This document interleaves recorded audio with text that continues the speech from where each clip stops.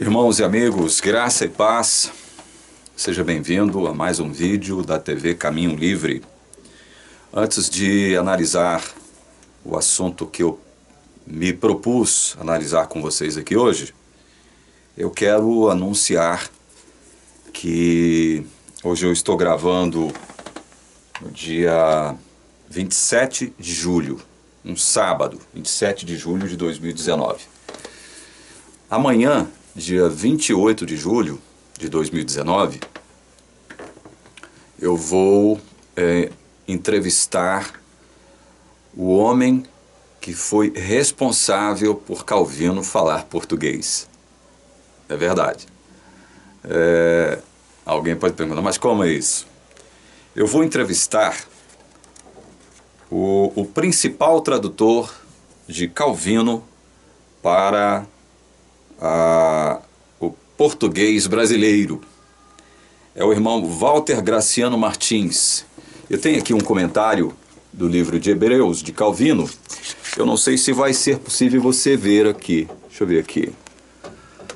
Não vai, eu acho que eu não vou conseguir mostrar para você.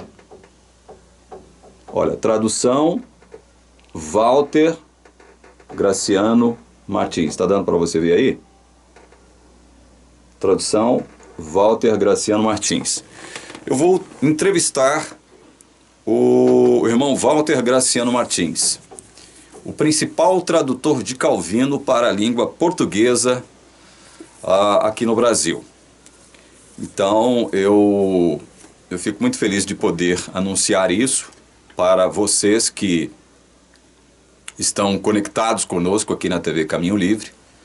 Você vai poder conhecer o testemunho do irmão Walter Graciano Martins, conhecer um pouco da sua vida, saber como foi que ele se converteu ao Evangelho puro e simples do Senhor Jesus, como ele se tornou um crente reformado.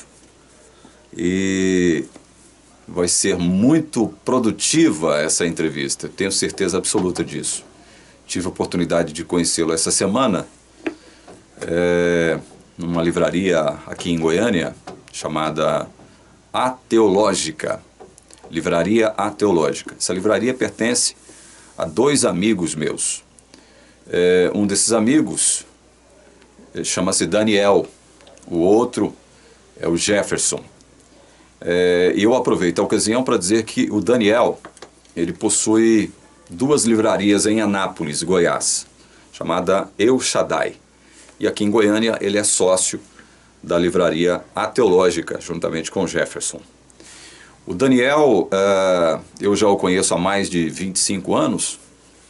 Quando eu era adventista do sétimo dia ainda, eu frequentava a livraria do Daniel, a El Shaddai, em busca de livros que pudessem me ajudar a ampliar o meu conhecimento, né? Ampliar a minha experiência com o Evangelho, com aquilo que eu pensava ser Evangelho, dentro da Igreja Adventista.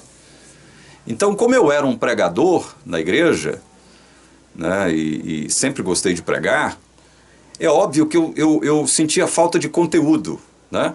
Quando você começa a expor a palavra de Deus, quando você começa a pregar, normalmente você lida com esse problema. Olha, sobre o que eu vou falar, né? Qual será o assunto que eu vou abordar? Eu tenho conteúdo para abordar tal assunto, tal assunto, tal assunto.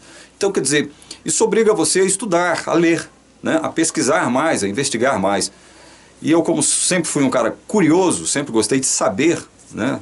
Tomar conhecimento das coisas, a partir de 1993, eu comecei a ler, comecei a buscar a leitura de outros conteúdos não adventistas, para poder me enriquecer, para poder melhorar a minha exposição da palavra dentro da Igreja Adventista, né? Eu disse isso aqui algumas vezes já na TV Caminho Livre. Eu não tinha intenção de deixar a Igreja Adventista, mas eu queria ampliar os meus conhecimentos, eu queria me enriquecer de tal forma que eu pudesse transmitir bons conteúdos para as pessoas que me ouvissem quando eu estivesse pregando. E foi aí que eu conheci o Daniel, né, visitando a sua livraria em Anápolis. O Daniel sempre solícito, sempre gentil, sempre simpático e sempre me indicando alguns livros, respeitando o fato de eu pertencer à Igreja Adventista. O Daniel nunca tentou me dissuadir, né, de ser um adventista, nunca em momento nenhum, sempre respeitando a minha fé como adventista do sétimo dia. Então ele, conhecendo, sabendo que eu era um membro da Igreja Adventista do sétimo dia, ele procurava me indicar livros que não pudessem me chocar, que não pudessem chocar com o meu entendimento de evangelho da Igreja Adventista do sétimo dia. Ele sempre me indicava alguma coisa que estivesse mais ou menos na linha do raciocínio teológico da Igreja Adventista do sétimo dia. E foi assim durante muitos e muitos e muitos anos. Daniel nunca procurou, como eu disse, me dissuadir da minha fé adventista, né? Sempre me respeitou. Então nós nos tornamos amigos em função disso, e desde então eu sou um cliente fiel e um amigo hoje fiel do Daniel, que é proprietário da livraria evangélica El Shaddai. São 2 lojas hoje em Anápolis, Goiás. Bom, quando eu voltei para Goiânia, eu tomei conhecimento da livraria A Teológica. Eu não sabia da existência dessa livraria. O próprio Daniel nunca me havia falado sobre ela, porque ela é recente também, a criação dela é recente. E aí eu visitei a livraria Teológica aqui em Goiânia, conheci o Jefferson, conheci o Douglas também, que é o secretário lá do Jefferson, né? É a pessoa que atende a gente quando a gente procura a livraria lá, o Douglas. E conversando com o Jefferson, eu descobri que ele é sócio do meu grande amigo Daniel, da livraria El Shaddai em Anápolis. E me tornei amigo do Jefferson também. O Jefferson é um estudioso da Palavra de Deus, assim como muitos, né? Muitos estão sequiosos da Palavra de Deus e vão em busca de maiores... de conteúdos melhores, né? De mais conteúdo a respeito da Palavra de Deus. O Jefferson é um estudioso sequioso da verdade, né? E me tornei amigo do Jefferson. Então, essa semana, visitando a livraria teológica, como eu sempre faço, eu visito a livraria pelo menos uma vez por mês para saber das novidades, que eu gosto de me manter atualizado. E essa semana eu tive o privilégio de conhecer o irmão Walter Graciano Martins, principal tradutor de Calvino aqui no Brasil. E não sabia que ele residia em Goiânia, estava residindo em Goiânia, e fui apresentado ao irmão Walter pelo Jefferson e propus ao irmão Walter a gravação de uma entrevista. O interessante é que ao propor a gravação de uma entrevista com ele, ele ficou super feliz, super animado com a ideia. E segundo declarações dele mesmo, nós com isso acendemos uma chama, né, dentro do seu coração, no sentido de trabalharmos juntos na divulgação, na promoção do Evangelho puro e simples do Senhor Jesus através do YouTube. Eu fiquei muito feliz com isso. Ter do meu lado o principal tradutor de João Calvino para a língua portuguesa no Brasil é realmente um grande privilégio, né? Então, domingo, depois do almoço, eu estarei na sua casa, na casa do irmão Walter Graciano, aqui em Goiânia, gravando a primeira entrevista. Eu tenho certeza que será a primeira de uma série de entrevistas que nós faremos com o irmão Walter Graciano. E eu tenho certeza que todos aqueles que assistirem essa entrevista assimilarão, aprenderão algo mais a respeito do Evangelho, ok? Muito bem. Dito isto, eu quero analisar com vocês hoje,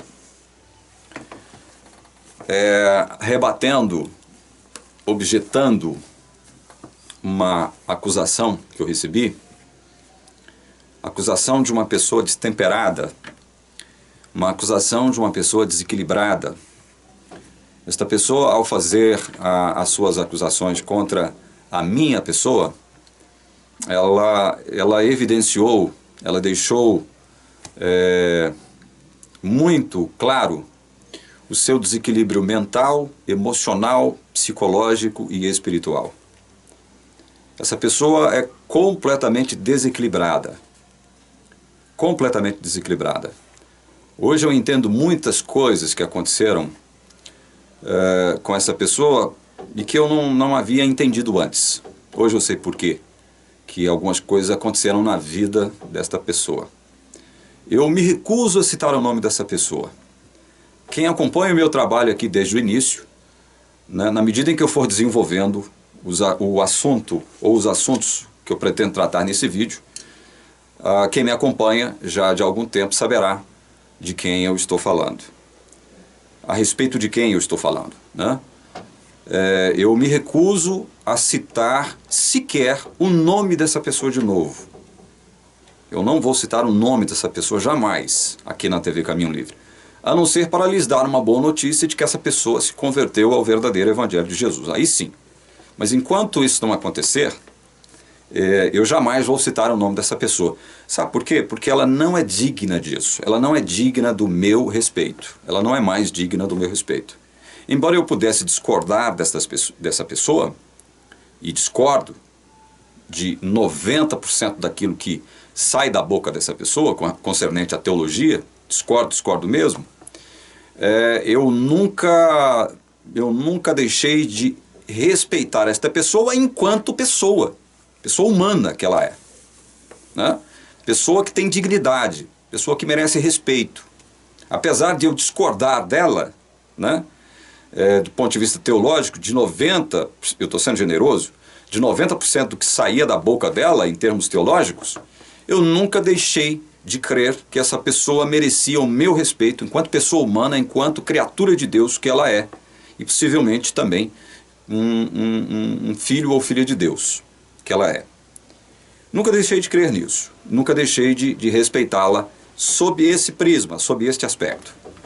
Só que agora essa pessoa ultrapassou todos os limites do bom senso, da decência e do equilíbrio mental, emocional, psicológico e espiritual. Essa pessoa ultrapassou todos os limites, todos os limites que vocês puderem imaginar, ela ultrapassou agora, evidenciando com isso, como eu disse, repito, um desequilíbrio total.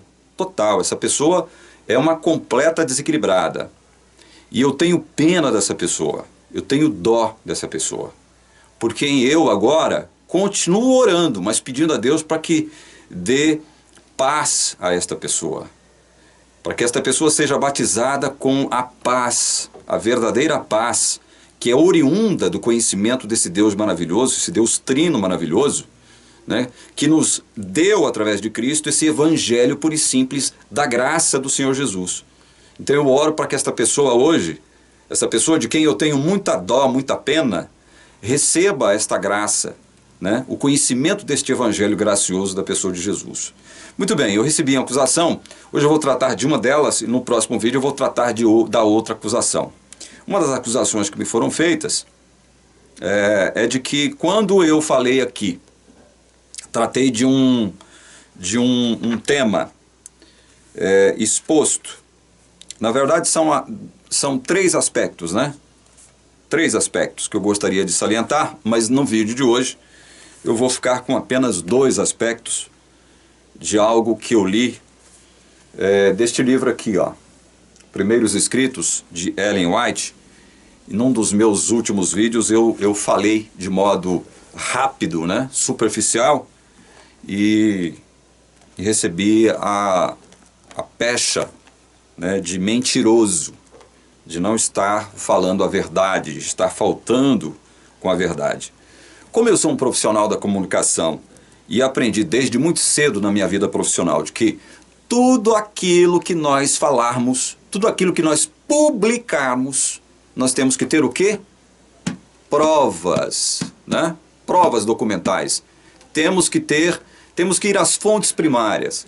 Isso eu aprendi na minha vida profissional. Isso eu aprendi também na minha vida cristã, né? Eu tive bons diretores na minha vida profissional que me ensinaram muito do rádio e na televisão, né, a dizer o seguinte: olha, você só vai falar daquilo que você tiver prova documental.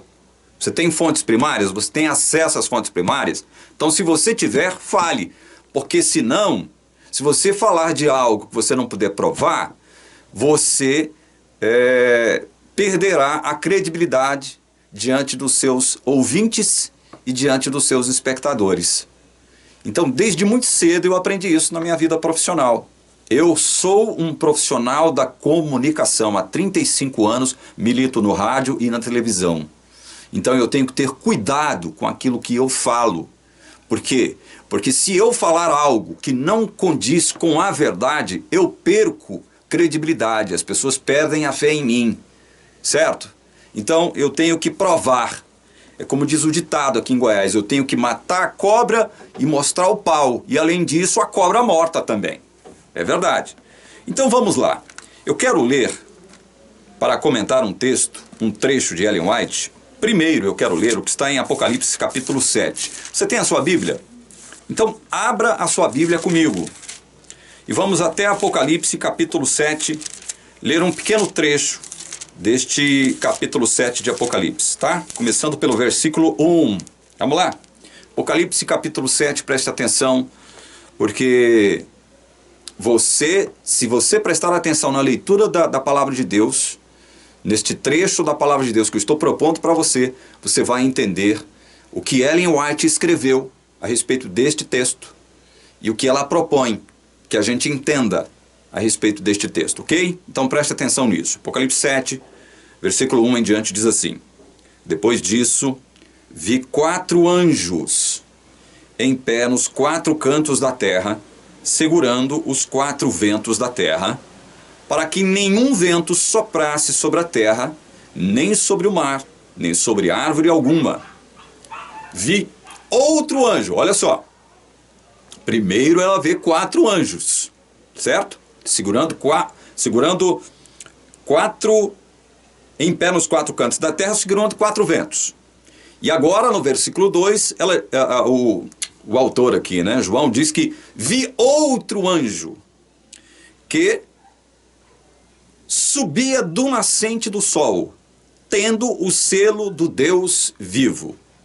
Ele gritou com voz bem forte aos 4 anjos, aqueles que tinham recebido poder para causar dano à terra e ao mar, dizendo: Não danifiquem nem a terra, nem o mar, nem as árvores, até marcarmos com um selo a testa dos servos do nosso Deus. Então ouvi o número dos que foram marcados com selo. Eram 144.000 de todas as tribos dos filhos de Israel. Da tribo de Judá foram marcados com selo 12.000. Da tribo de Ruben, 12.000. Da tribo de Gade, 12.000. Da tribo de Azer, 12.000. Da tribo de Naftali, 12.000. Da tribo de Manassés, 12.000. Da tribo de Simeão, 12.000. Da tribo de Levi, 12.000. Da tribo de Issacar, 12.000. Da tribo de Zebulon, 12.000. Da tribo de José, 12.000. Da tribo de Benjamim foram marcados com selo 12.000. Então vocês perceberam aqui o texto? Prestaram atenção no que está contido aqui? João, no Apocalipse, o apóstolo João, primeiro vê 4 anjos nos 4 cantos da terra. Evidentemente é uma metáfora, né? É uma figura de linguagem, porque a terra não tem canto, a terra é um globo, certo?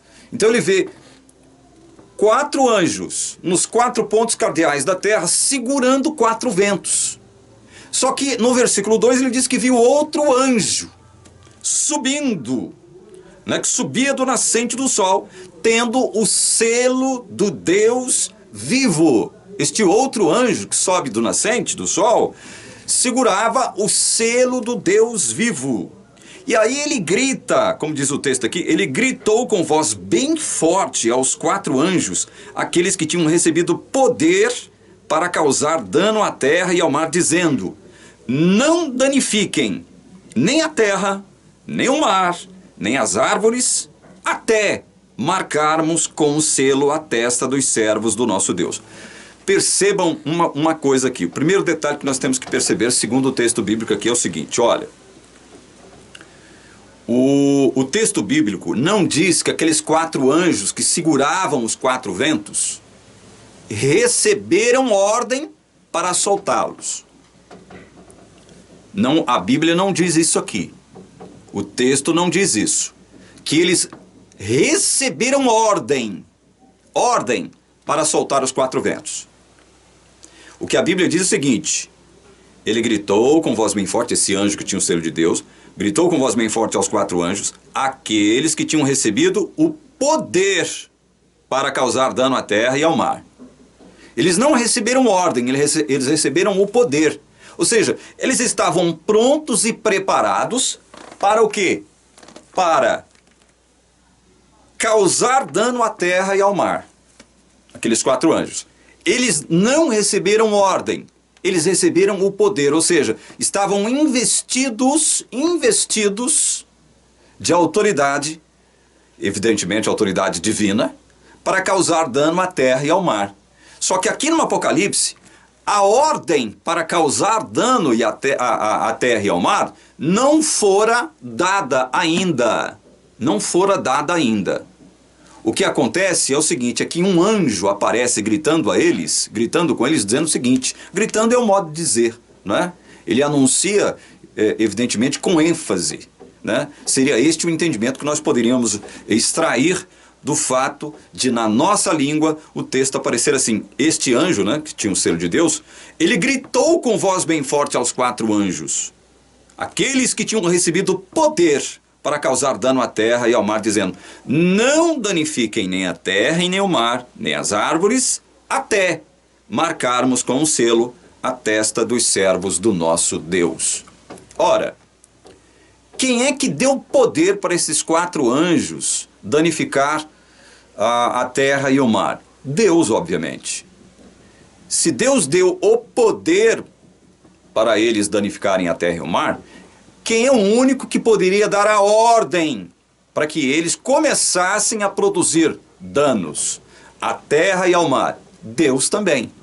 Só que veja bem, a palavra é resumida, ela é sintética, ela não divaga, né? Ela não explora esse tema de forma minuciosa, com detalhes, né? Então ela não nos dá a entender o seguinte, olha que Deus, veja bem, Deus deu uma ordem, emitiu uma ordem para que esses 4 anjos soltassem os 4 ventos, mesmo sabendo que haviam pessoas, filhos dele, para serem selados.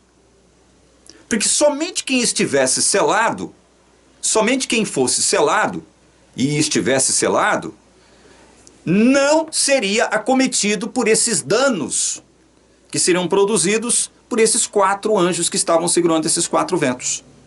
Somente quem estivesse selado não seria acometido por esses danos, não seria afetado de forma negativamente, lógico, e dolorosamente, lógico, por esses ventos que seriam soltos pelos 4 anjos. Só um minuto. Então, está muito claro aqui na palavra de Deus isto. Deus não emitiria uma ordem para que os 4 anjos soltassem os 4 ventos, sabendo como Deus que ele é, onisciente, que havia ainda pessoas a serem seladas. O que o texto está nos dizendo é o seguinte, olha, estes 4 anjos receberam poder para causar danos, mas não haviam ainda recebido a ordem. E Deus envia um outro anjo contendo o selo dele, o selo de Deus, dizendo para ele o seguinte, olha, com muita ênfase, vocês não vão soltar. Olha, ele gritou com voz bem forte aos 4 anjos, aqueles que tinham recebido poder para causar dano à terra e ao mar, dizendo, não danifiquem nem a terra, nem o mar, nem as árvores, até marcarmos com o selo a testa dos servos do nosso Deus. Então, a ordem de Deus é esta. A ordem de Deus é esta. Até que todos os servos de Deus recebam um selo, o seu selo, vocês não vão danificar nem a terra e nem o mar. O que fica claro aqui no texto bíblico é isso, gente. Percebam que eu não estou indo além e nem ficando aquém daquilo que o texto realmente diz. Porque Deus é onisciente. O Deus que deu a ordem, aliás, o poder, a autoridade para que os 4 anjos produzissem danos à terra e ao mar, ele é um Deus onisciente. Ele sabia que, quando ele desse a ordem, né, quando ele emitisse a ordem, quando ele liberasse os 4 anjos para produzir danos, é óbvio que ele só emitiria esta ordem quando todos os seus servos estivessem selados. Correto? Não é este o entendimento que a palavra de Deus nos deixa e nos dá aqui? É este o entendimento, gente. Não adianta nós falarmos o contrário, porque está muito claro. Isto aqui está muitíssimo claro. Agora vamos ler um trecho aqui no livro de Primeiros Escritos, que, segundo consta, saiu da Lavra, né, foi produzido por Ellen White. Vamos ler, para que vocês possam fazer e tirar as suas próprias conclusões. É óbvio que eu vou dar a minha opinião, como estudioso da palavra de Deus que sou, como um leitor que sou, especialmente de Ellen White. Então, eu vou dar a minha opinião e vocês, evidentemente, vão tirar as suas próprias opiniões a respeito do que eu vou ler aqui agora. Certo? Então, vamos lá. Página 38 do livro Primeiros Escritos. Preste atenção. Esta página 38 é a última página do capítulo O Selamento. É onde Ellen White... Deixa eu ver aqui. Não tá dando para ver aqui, mas eu acho que já deu para ver aí, né? O título do capítulo, O Selamento, certo? Página 38 do livro Primeiros Escritos. Preste atenção no trecho, são 2 parágrafos que eu tenho que obrigatoriamente ler, tá? Olha só. Vi 4 anjos, Ellen White, hein? Vi 4 anjos que tinham uma obra a fazer na terra e estavam em vias de cumpri-la. Jesus estava vestido com trajes sacerdotais. Percebam que ela vê 4 anjos que tinham uma obra a fazer na terra. Mas ela vê também Jesus vestido com trajes sacerdotais. Na cena do capítulo 7 da Bíblia, Jesus não aparece, certo? Então tá bom, esse é o primeiro fato digno de nota. Jesus, olhou compassivamente para os remanescentes. Remanescentes onde? Na terra. Levantou então as mãos e com voz de profunda compaixão exclamou: meu sangue, Pai, meu sangue, meu sangue. Vi então que de Deus, que estava sentado sobre o grande trono branco, saía uma luz extraordinariamente brilhante e derramava-se em redor de Jesus. Vi a seguir, percebam que ela só vê, era uma visão, né? Vi a seguir um anjo com uma missão da parte de Jesus. Vejam, uma missão da parte de Jesus. Vi a seguir um anjo com uma missão da parte de Jesus, voando celeremente aos 4 anjos que tinham uma obra a fazer na terra, agitando para cima e para baixo alguma coisa que tinham na mão, e clamando com grande voz: segurai, segurai, segurai, até que os servos de Deus sejam selados na fronte. Então percebam, Ellen White vê 4 anjos, que tinham, segundo ela aqui, uma obra a fazer na terra, e estavam em vias de cumpri-la. Aí ela vê Jesus com vestes sacerdotais. Jesus olha compassivamente para os remanescentes, levanta a sua mão e pronuncia as seguintes palavras: meu sangue, Pai, meu sangue, meu sangue. Ela vê então que uma luz saía do trono de Deus e derramava-se ao redor de Jesus. Logo em seguida ela vê também um anjo com uma missão da parte de Jesus, voando, como diz o texto aqui, celeremente aos 4 anjos que tinham uma obra a fazer na terra, agitando para cima e para baixo alguma coisa, né, que tinham na mão, clamando com grande voz, alguma coisa que tinham na mão, né? Ela não diz aqui que esta alguma coisa era o selo, né? E clamando com grande voz: segurai, segurai, segurai, até que os servos de Deus sejam selados na fronte. Certo? Vamos para o segundo parágrafo aqui da página 38. Aí Ellen White diz aqui, olha: perguntei ao meu anjo assistente o sentido do que eu ouvia e que iriam fazer os 4 anjos. Então agora ela recebeu essa visão e agora ela pergunta para o anjo Evidentemente, ela tinha uma relação de proximidade com o anjo, ela tinha acesso a esse anjo sempre que ela recebia alguma visão, não é? Uma incumbência, uma ordem, alguma coisa nesse sentido. Então ela diz aqui, perguntei ao meu anjo assistente, ela tinha um anjo assistente, o sentido do que eu ouvia e que iriam fazer os 4 anjos. Então ela quis saber o que os 4 anjos, que tinham uma obra a fazer na terra, o que eles iriam fazer. Olha só, ele me disse, ele quem? O anjo, seu anjo assistente. Ele me disse que era Deus quem restringia os poderes e incumbira os seus anjos de tudo quanto se relacionava com a terra. Que os 4 anjos tinham poder da parte de Deus para reter os 4 ventos e que estavam já prestes a soltá-los. Mas enquanto se lhes afrouxavam as mãos e os 4 ventos estavam para soprar, os olhos misericordiosos de Jesus contemplaram os remanescentes que não estavam selados e, erguendo as mãos ao Pai, alegou que havia derramado o seu sangue por eles. Então outro anjo recebeu ordem para voar velozmente aos outros 4 e mandar-lhes reter os ventos até que os servos de Deus fossem selados na fronte com o selo do Deus vivo. Este é o trecho em questão, o primeiro trecho em questão, que eu gostaria de discutir com vocês. O que fica claro aqui, através destes 2 relatos, destes 2 parágrafos, o que fica claro aqui? Fica claro que ela estava tratando de algo relatado onde na Bíblia? Nós lemos Apocalipse, capítulo 7, certo? Ela está aqui no livro Primeiros Escritos relatando algo que fora descrito no livro de Apocalipse, capítulo 7, certo? Então veja, após receber a visão de 4 anjos que tinham uma obra para realizar na terra, ela quis entender o porquê disso, né? Ela também vê Jesus.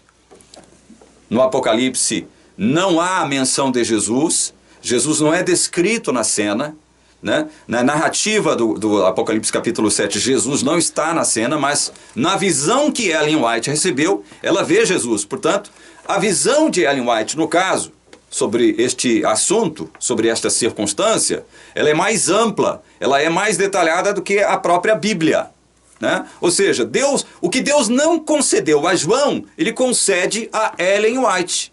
A possibilidade de enxergar Jesus na cena, né? E ouvir Jesus dizendo algo para o Pai, com a mão levantada. Meu sangue, Pai, meu sangue, meu sangue. Ela, quando ela quer saber o que significa tudo isso, né, qual o sentido, o significado de tudo isso, ela vai a quem? Ela vai ao seu anjo assistente. E, evidentemente, querendo saber do que se tratava isso. Aí o anjo diz a ela que era Deus que restringia os poderes e incumbira seus anjos de tudo quanto se relacionava com a terra. Que os 4 anjos tinham poder da parte de Deus para reter os 4 ventos e que estavam já prestes a soltá-los. E aí, olha só, mas, ela diz aqui, enquanto se lhes afrouxavam as mãos e os 4 ventos estavam para soprar, os olhos misericordiosos de Jesus contemplaram os remanescentes que não estavam selados e, erguendo as mãos ao Pai, alegou que havia derramado seu sangue por eles. Então outro anjo recebeu ordem para voar velozmente aos outros 4 e mandar-lhes reter os ventos até que os servos de Deus fossem selados na fronte com o selo do Deus vivo. Então ela escreve aqui que enquanto... Olha aqui, olha o movimento da minha mão aqui, ó. Os anjos estão segurando os 4 ventos. Olha aqui olha o que ela vê aqui, ó. Enquanto se lhes afrouxavam as mãos, ou seja, os anjos estavam afrouxando as mãos para quê? Para soltar os 4 ventos. É isso que ela vê. Enquanto se lhes afrouxavam as mãos e os 4 ventos estavam para soprar, aí, o que ela diz aqui? Os olhos misericordiosos de Jesus contemplaram os remanescentes que não estavam selados. Então, veja, os 4 anjos estavam já soltando os 4 ventos. Só que aí ela enxerga quem na cena? Jesus. Jesus que contempla os remanescentes que não estavam selados ainda. E alegou, veja bem, e erguendo as mãos ao Pai, alegou que havia derramado seu sangue por eles. Então, qual é o sentido disso tudo aqui? Os anjos, obviamente, os anjos só afrouxaram as mãos porque já haviam, ela não relata isso aqui, porque já haviam recebido a ordem para quê? Para soltar os quatro ventos. Só que aí, ela, mais uma vez, obviamente, descrevendo aquilo que ela havia visto em visão, ela vê Jesus levantando a mão e dizendo para o Pai o seguinte: meu sangue, Pai, meu sangue, meu sangue. Ou seja, Senhor, o Senhor mandou os quatro anjos soltarem os quatro ventos para produzir danos à terra, só que ainda há gente selada, Senhor, é meu sangue, eu morri por eles. São os remanescentes, Pai. São os remanescentes, Senhor. O Senhor mandou os quatro anjos soltar, mas tem gente sem o seu selo e eles vão ser prejudicados com isso. Então, segura aí, porque ainda tem gente para ser selada. Gente, pelo amor de Deus, não é este o sentido do que está escrito aqui no livro Primeiros Escritos? Não é este o sentido? Não tem-se a impressão de que Deus, aqui no Primeiros Escritos, permitiu, ou seja, ordenou aos quatro anjos soltarem os quatro ventos sem que todos os seus servos estivessem selados? Não é esse o entendimento que salta aqui das páginas de Primeiros Escritos? O que faz com que Jesus, né, como diz aqui o texto, alerte ao Pai de que ainda havia remanescentes pelos quais ele morreu e que não estavam selados. É como se Deus, veja bem, o Deus onisciente, não soubesse que ainda havia remanescentes que precisavam ser selados. Ou, no mínimo, que Deus, mesmo sabendo, emite a ordem, né? Isso é outra alternativa interpretativa. Ele emite a ordem mesmo sabendo, mas aí é Jesus que segura, né? É Jesus que faz com que Deus retenha os quatro ventos. Ou seja, por intervenção de Jesus, o Pai muda de ideia, segura os quatro ventos, até que os seus servos sejam selados. Então, só estas duas interpretações. Não há nenhuma outra interpretação a se fazer desse texto. Só essas duas alternativas. Ou Deus não sabia, o que é muitíssimo improvável, porque ele é onisciente. Não sabia, ele dá a ordem para os anjos soltarem os quatro ventos, porque ele não sabe que ainda há gente selada. Isso é um equívoco pensar assim. Esse é um pensamento equivocado, porque Deus é onisciente, certo? Ou então, qual é o outro entendimento? Qual é a outra interpretação? Hein? Não, mesmo Deus sabendo que não havia, ele dá a ordem para que os anjos soltem os ventos e produzam danos à terra, mesmo sabendo que havia servos seus que não estavam selados ainda. E que aí, sob a intervenção de Jesus, então Deus tem que ordenar os anjos reterem os quatro ventos. Essa é a única outra alternativa. Ou seja, se não é Jesus nessa história, veja bem, Deus teria ordenado produzir danos na vida dos seus servos que ainda não estavam selados.